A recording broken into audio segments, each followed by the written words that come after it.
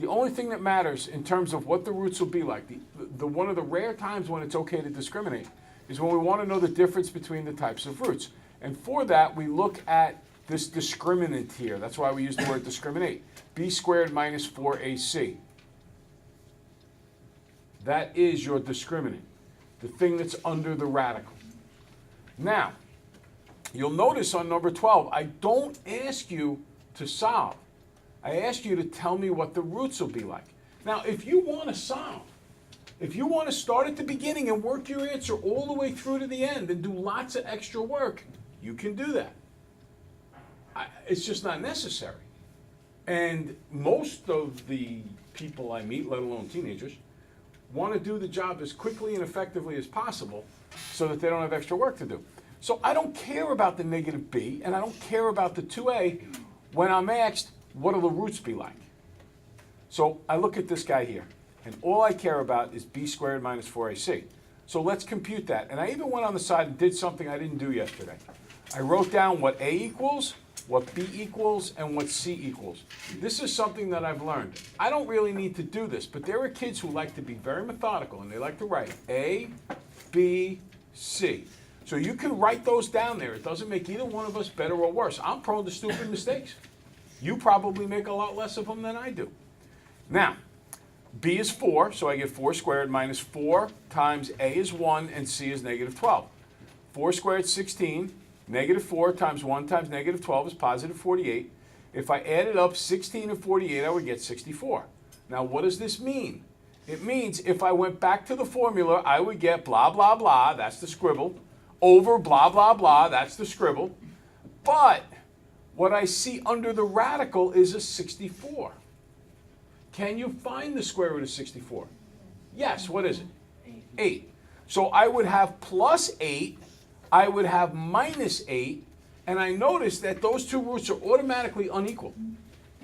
And the second thing I notice is that they're going to be rational, because the square root of 64, you can figure it out, it's 8. That means I would have 8 added and subtracted to a fraction, so I'm always going to get a rational number out of that.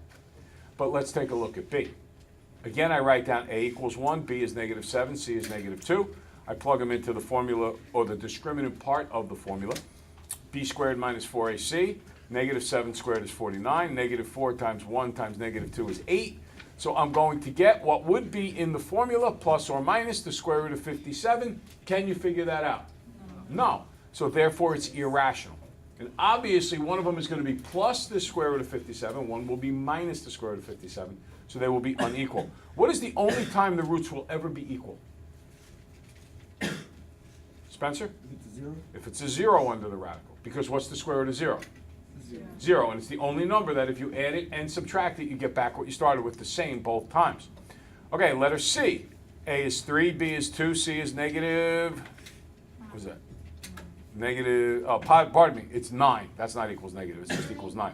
So I'm going to get 2 squared is 4, minus 4 times 3 times 9, which is minus 108. I would get the square root of negative 104. What did we say the square root of a negative is? Imaginary. Imaginary. Obviously, they're unequal, okay? So just by looking at the discriminant, I can tell what the roots will be like, okay? Any questions? All right, very good. Now we get to today's lesson. And today's lesson is going to be a little bit more involved than usual. It's not difficult. And it goes back to something that we did earlier in the year. So we're going to learn a lot about graphing and so on and so forth. So let us get out your calculator. You should have done this already, right? Y equals x squared minus 4x. And let's kind of review a little that we spoke of earlier in the year about graphing and some terminology and to get comfortable with it, okay? Now, the first thing I want you to know about any time we ever graph is we write the table down, okay? We always want to write the table down on our graph. We do not want to just turn around and put the graph down and start sketching the graph. We talked earlier in the year about how we do not want to like eyeball it and generalize it like a caricature. we want to be very precise with our graphs. Oh, this might not be right, hold on a second. Negative 4 times 2, 1, 0, negative 1, 3, 4, 5. And if I plug these in, negative 1 squared will be 5, 0 would be 0, 1 would be, that's negative 3, 2 would be negative 4, negative 3, 0, 5. Okay. Now, your calculator does what I just did in my head a lot faster and with a lot more points. Now let's plot these points. Negative 1, 5, 2, 4, 5, 0, 0, 2, I'm sorry, 1, negative 3, 2, negative 4, and here we go. Now, some questions about this. First of all, what is this shape called? Everybody. Parabola, not parabola. What are you, George Bush? Yes. However he says nuclear. I don't even know how he says it. It's a parabola. It's always on a type of function called quadratic. How do you know this function is quadratic? What's that? Well, that's by picture, by looking at algebraically something squared. Anytime you have the highest exponent of 2, you'll always create a parabola, and we call it a quadratic function, as opposed to a linear function where the highest exponent is 1. What if it's cubed? Why is it 2? What if it's cubed? Then it would be a cubic. Okay? Just different names of different functions. And if it's square root, it would be a square root function, or absolute value. Now, let's start answering some questions about this, because this is really, these questions underneath are the guts of what it is we're talking about today. And I want you to know and understand that you already know how to graph, so I don't have to tell you how to graph this stuff. And you already know some of these things. The axis of symmetry is the line that runs right down the middle of the parabola. Now, one of the first things that you should notice about that line is that it's perfectly vertical. Any vertical line is really different than any other type of line, whether it be horizontal or at an angle. What's different about a vertical line? Specifically, the name of a vertical line, its equation. Just kidding. I don't know. The equation is y equals mx plus b. No, see, that's what's true for every other line. For a vertical line, it's always x equals, and it's the only line that's x equals. In this case, x is going through 2, so my axis of symmetry is x equals 2. Oh my. Okay? So that's the first thing you need to understand. An axis of symmetry will always be x equals. It will always be x equals because every parabola you ever graph will be vertically oriented so that the line down the middle will be a vertical line. It will always be x equals, and all you need to do is see what point does it cross the x-axis at. And that'll tell you. So that's the first thing. That is the axis of symmetry. Now, there's another way to find the axis of symmetry, and I'd like you to go off to the side of your paper. And a little later in the year, we'll focus on this more than we are right now, but I would like to introduce this to you. It's the formula x equals negative b over 2a. It is the algebraic formula for the axis of symmetry. Now, it's very rare that they ask about this. And you can pass your Regents just fine without knowing it. But if you intend to get a 90, you need to be prepared for this. There's another teacher in the district who is an outstanding teacher. And this teacher chose not to teach the students this, Oh my. because it's almost never on the Regents. Well, guess what? They put it on the Regents. And the teachers who did teach it and emphasized it, their kids did very well. I did emphasize it. So my kids, maybe a few of them didn't remember the formula, but almost all of them did. And it was an easy, if you remember the formula, it's really, really easy. But if you never showed it to the kids, they couldn't possibly get it right. So if I've seen the last 20 Regencies, it might have been on 3 times. But if you prepared for it, you got it. Now, I have a hard time looking at a kid if they get an 88 and they say, you know, if you would have just told me about the axis of symmetry. So I make sure I tell them all the time. Look, it's the same exact A, B, and C as in the quadratic formula, okay? So it's x equals. Now, I kind of wrote over this, but this was our equation. It's negative b over 2a. What's the value of b in this formula, in this quadratic? 4. Well, b is not 4. Oh, negative. Negative 4. So I need the negative of -4, which is Four. 4, over 2 times a. What's the value of a? What, right, so then 2 times 1 is 2, so I get x equals 2, and notice, x equals 2, Oh, man. x equals 2. So, 99% of the time, or better yet, more accurately, about 85% of the time, they ask what's the axis of symmetry, you can just look at the picture. But every once in a while, they say, find algebraically the axis of symmetry. That's 15% of the time. If they do, you must know the formula, x equals negative b over 2a. Otherwise, you can't possibly get it right.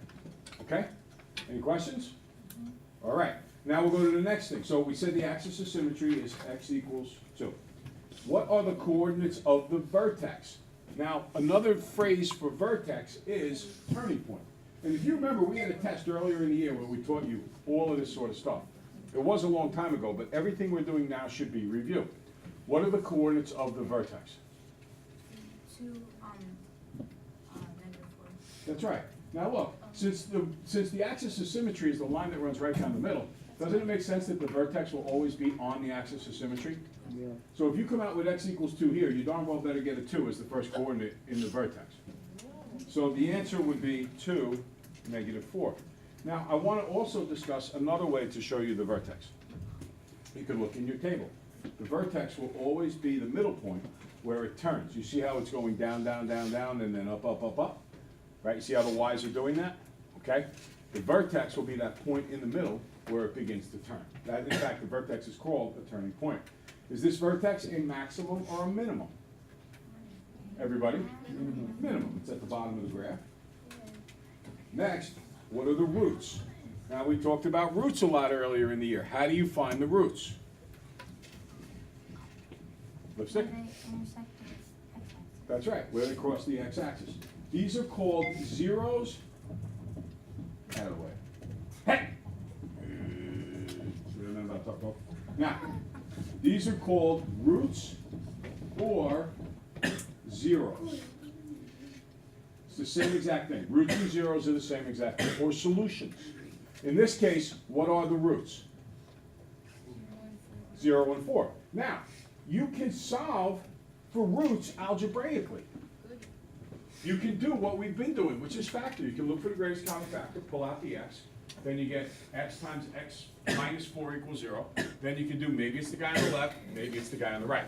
But there are other ways to find roots. One of these other ways to find a root is to graph it. And if you graph it, you come up with the roots. Now, another way to find the roots is to look wherever y equals 0. Another name for roots are x-intercepts. Okay? X-intercept occurs when y is 0. Y-intercept occurs when x is 0. And the intercept is always when the other guy is 0. So, where is y 0? When x is 0, when x is 4. So you can find roots or zeros or x-intercepts by looking at the table, by looking at the graph, or by solving algebraically. More often than not, you're asked to solve algebraically to show the factor. Okay, using reverse the roots, factor x squared minus 4x. If I want to do reversing the roots, this is reverse technology. How many people here believe in aliens? 1, 2, 3, 4, 5, 6, 7, 8. Okay. Now, I personally have the position that I don't know. I'm not saying it's impossible, but I'm not saying they're out there. Okay? I personally believe in UFOs.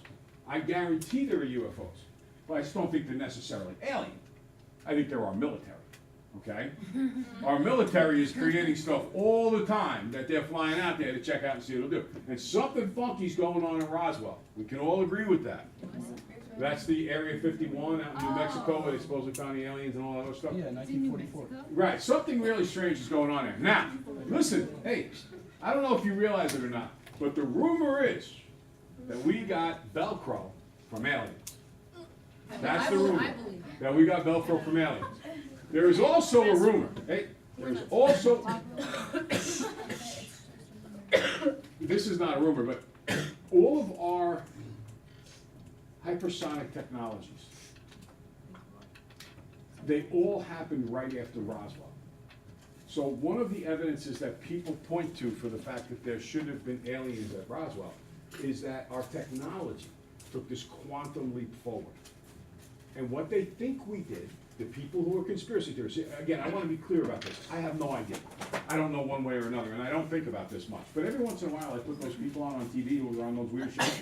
They all look Flat Earth very Society. strange. Don't they look like they're products of aliens? Yes. Now, what happens is, they did this thing, the people who think that we got our supersonic flight, our long-distance bombers, our stealth technology, they think that what we did was this. They think we reverse engineered an alien spacecraft. They think that an alien spacecraft crashed at Roswell, that the government came in and took over the spacecraft.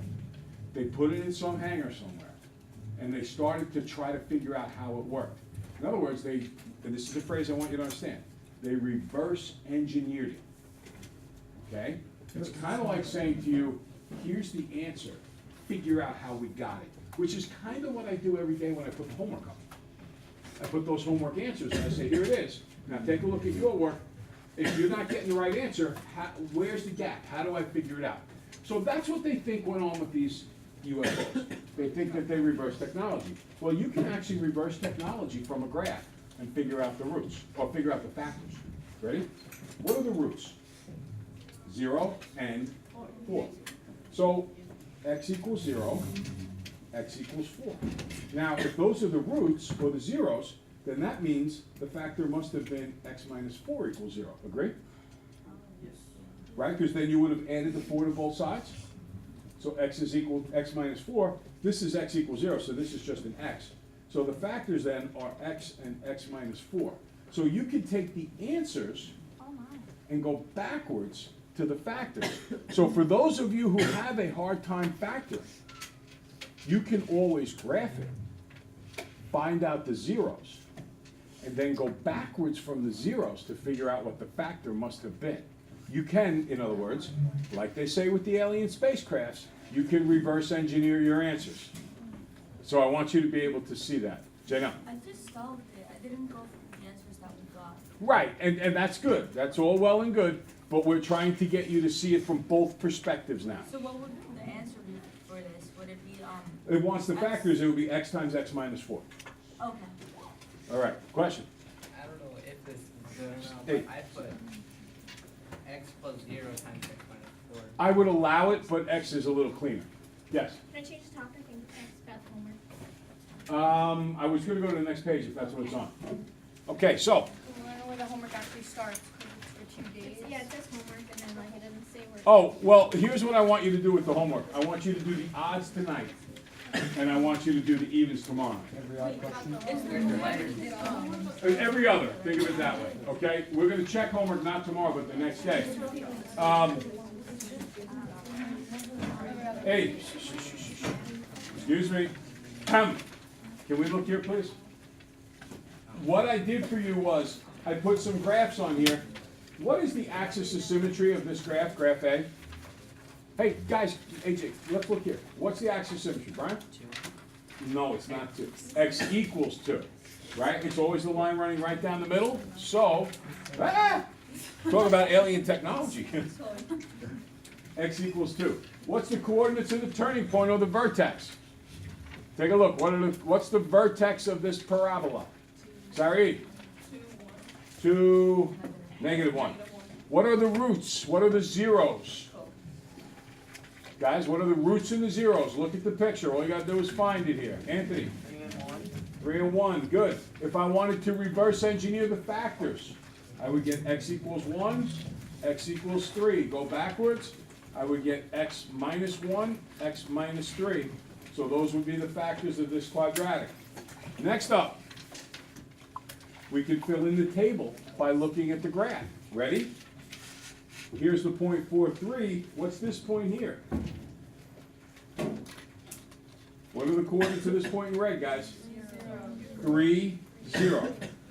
Okay, what's this coordinate? Oh, here we have -1, 8. Let's take a look at this one. What's that coordinate? 0, 3. Good. Now, notice the 8s are gonna match up, so I know this is an 8. The 3s match up. What has to go here? 0. Now, look, 3 is in the middle, 2, 4, what goes here? 1, and what goes here? 5. So we can use the symmetry of the graph to create symmetry in the table. Again, it's an example of reverse engineering. Okay, are we good on all of this, guys? Now, tomorrow we will pick up at this point and continue to go forward. That's why the packet was so thick. I knew we would never get through it all in a day. Okay?